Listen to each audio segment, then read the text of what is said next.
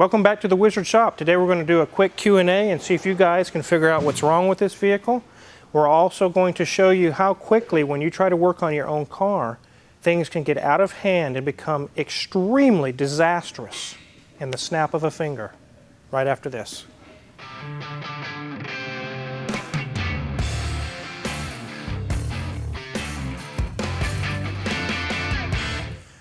So this is a 2007 Honda CRV that was just brought to me. And I really feel sorry for the guy. He's a really great customer. I really enjoy doing business with this guy. He's a really great guy. But something very unfortunate happened to him. He had good intentions, but the results were far from good, very bad. This is his daughter's car, and she was driving it, and the battery light was on. And then the battery went dead, and that was the end of the story, so to speak. But it wasn't the end of the story. Because what should have been just an alternator and be back on the road, which is what he originally scheduled with me, turned out to be so much more. He couldn't get the vehicle started because the battery's dead. He took it and got it charged at a friendly neighborhood parts store. They charged it for him. He put the battery in, and then he did a really bad thing. He hooked up the terminals backwards. And after that happened, the key was non-responsive. None of the lights worked. He did hook the terminals back correctly after he realized his mistake, but the damage was already done. The question for you guys, what happened? What went wrong? Why did everything go black on this car? What exactly caused it? I'm going to list 3 things and see if you are right. Number 1 was the battery bad to begin with? Number 2, did it fry the ECM and ruin the body control module and all the different things, which is possible? Or number 3, was it a blown fuse? I'll give you guys a few seconds to think about it, and then I'll tell you how I found the answer.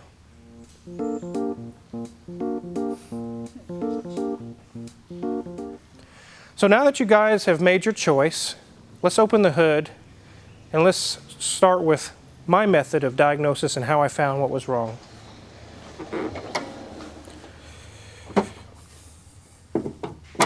So here it is, the little 2.4 4-cylinder engine, and here's our culprit, the battery. It may be even new. It looks fairly new. Maybe they just bought a new one. That's maybe what he did. But these terminals are not clearly marked. You can see a little plus sign there, but it's very subdued, very hard to see if you're not paying attention. He had the battery in 180 degrees turned around, and I could totally see how a mistake like that could happen. He hooked up the terminals, and everything was dead. And he realized his mistake, and he goes, oh crap. So he flipped it back around the way it's supposed to be and hooked the terminals back up, but it was too late. So the first thing I did is obviously verify. You turn the key on, nothing happens. And the first method of attack is start at the source and work your way back. I started at the battery with a power probe, or you can use a test light, just a simple test light. So the first thing I do is just see if there's even power coming out of the battery. And there is. Good strong light. I don't care if it's 10 volts, 8 volts, 12 volts. I just know that there's power there. At least a dome light should come on or something. So if this light came on, so can a dome light. So that is not the problem. So the next thing I did is actually check, is it a bad crimp? Actually check the wire. No, it's got power there. I hooked this to positive here. Check the crimp over here. It's good. So power's getting to the wires, but it's not making it to the rest of the car. So as you can see, these cables go over to the fuse box. I'll go over here and check that out. There's our fuse box. Next thing I did is hook my test light back up. So in this connection here, there's power coming in the bottom, going through this fuse box, and then out to the rest of the car through this cable. So I'm testing around. I've got power at some of these main fuses, but some of them are not because it's not getting, power is not getting out of this fuse box. I need to figure out why. So I checked the main fuse right here, and I had power on one side, nothing on the other. So I'll pull these screws out.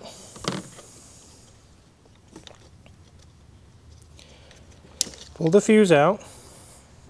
The bottom here is good. The second fuse here is burned bad.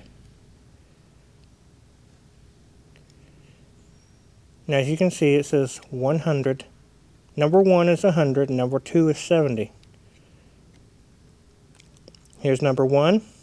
Here's number 2. Number 2 is good. Number 1 is not. That got blown in the reversed polarity. So I have bypassed that fuse, and I have verified that once I get that fuse replaced, everything will come back alive again. This guy got very lucky. He could have just fried his ECM, fried the body control module, many other different things. It really could have been disastrous, but he got lucky. We'll get the fuse replaced, we'll test the alternator. It very likely needs to be replaced as well. But here's the funny thing. This is a common Honda fuse. There's nothing really special about it other than just the shape of it. I called every friendly parts store in the whole city, and including Wichita. And I kept hearing, nope, nope, nope. I was like, wow, it's almost like I'm working on a Maserati. It's just a Honda. There's like 5 million of these on the road, and nobody has one fuse. Nope. I finally got onto my WorldPack account. I used them a lot for import in European cars. They had one, so it'll be here tomorrow. We'll get this put in and continue on with getting this car fixed. I was just really surprised that nobody would have that.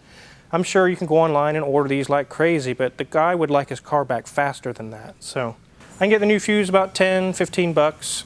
I got shipping on it, so it's not going to be as cheap as it could be. I just thought you guys would like to go along with what I've went through to figure out what was wrong and see if you could guess what it was and what it actually ended up being. Luckily, just a fuse. Hey, Car Wizard, is there something he could have done to maybe kind of help that not happen? Most people have a smartphone these days. He could have taken a picture of the orientation of the battery so that he could match that when he put in the new battery. Or he could have taken a little Sharpie marker or something, or a piece of tape and marked this was positive, this was negative. That would have been something to do that would have been really simple. It didn't cost any money. It would have saved some trouble. And again, this isn't of any fault of the guy that owns this vehicle. It's just a mistake. It happens to everyone. I really feel sorry for him. It's really bad. But luckily, nothing serious was damaged. But that kind of wraps up what's going on here. We'll get him taken care of and out the door. This is just some of those things where I want to show you guys how in a snap of a finger you can go from something small wrong with your car to you just you just really ruined your car.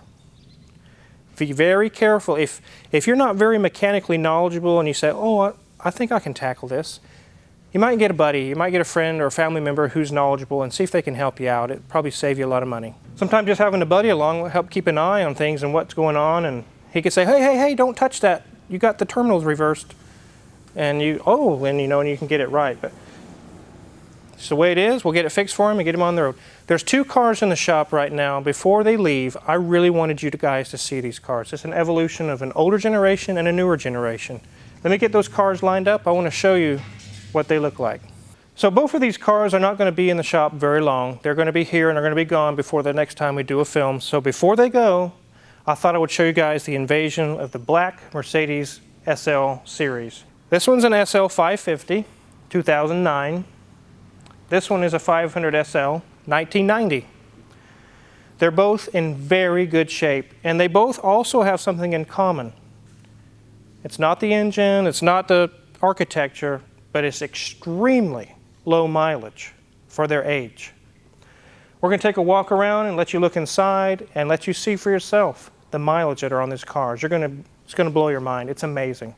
Let's take a look at the 1990 first.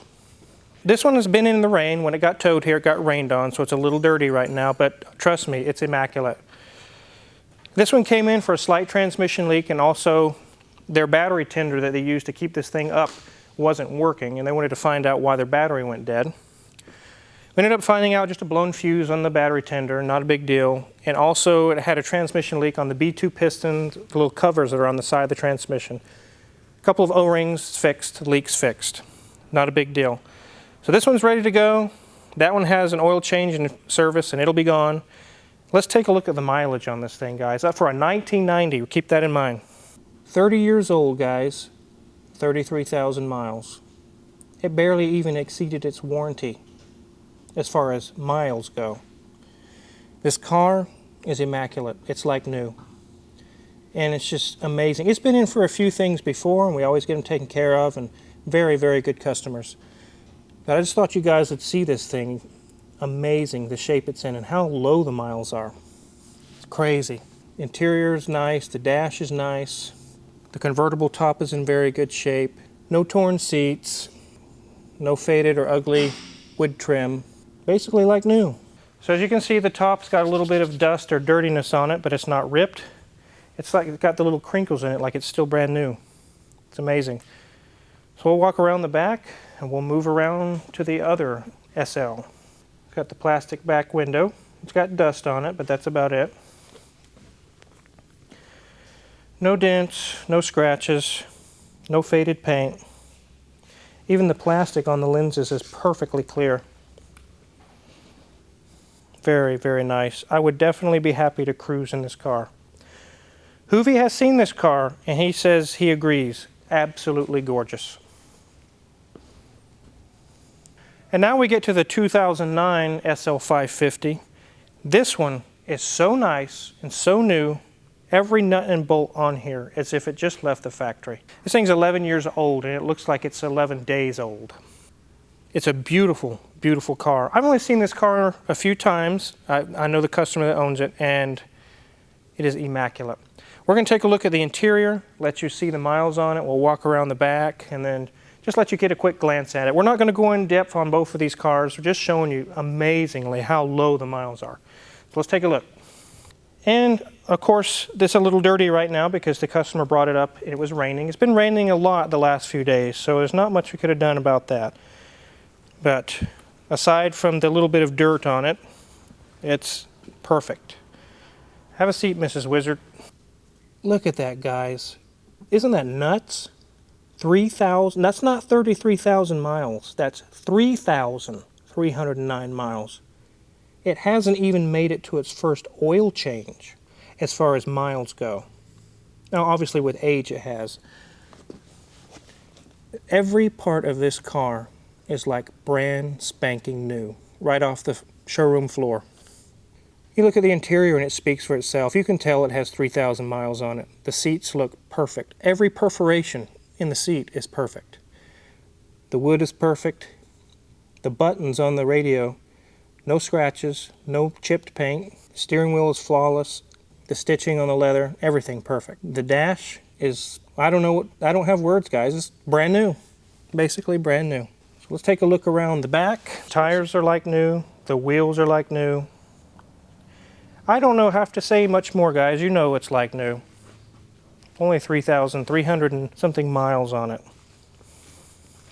Again, sorry for the water spots, but that was the way it was driven up here. So even though it doesn't have a lot of miles, it's still being driven, it's still being used, but it does a lot of sitting.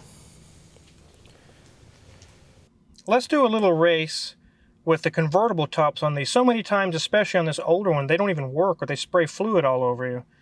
This one works, and so does that one. So when I say go, me and Mike are going to have a race to see which convertible top can finish first. You ready, Michael? On your mark, get set, go.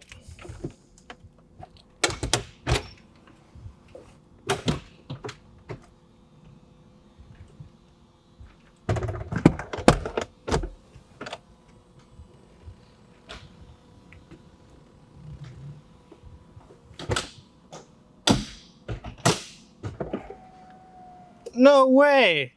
They're identical. That's crazy. That's amazing. Yeah, that's pretty cool. It's perfect amount of time. So before, like I said, before these cars are gone, I thought I would show them to you guys. I knew my viewers need to see these cars. The miles are so low, it's just amazing. But I get a lot of comments and questions, do you ever work on everyday boring cars? And the answer is yes. People that own these cars also have friends and family that have Hondas and Fords and Chevys. And when they call and say, hey, can you work on my uncle or my aunt's or my cousin's car? The Honda CRV, whatever? Sure, absolutely. I started out working on the plain boring cars in the beginning and worked my way up. So anywhere in between, all the way down from a Hyundai all the way up to a Lamborghini or a Rolls Royce is fair game here, as long as it's in good shape. I don't work on salvage candidates and I don't do restorations. As you can see, there's a lot of cars in the shop. It's extremely busy. I'm glad I hired Michael and got extra help so we can get Junior Mint and Michael working together along with me, because it's just getting busy and busy. It's getting so busy I can't answer phone calls anymore. I let Crazy D in the office handle everything. I can barely even take calls from Mrs. Wizard because it's just go, go, go, go, go, go all day. And then I get time to film, and then I get back to work. So that's probably what I better do right now. If you're curious what kind of tools I use, check my affiliates page. If you haven't hit the subscribe button already, go ahead and do that. We've got many more cool videos to come. Thanks for watching. I better get back to work.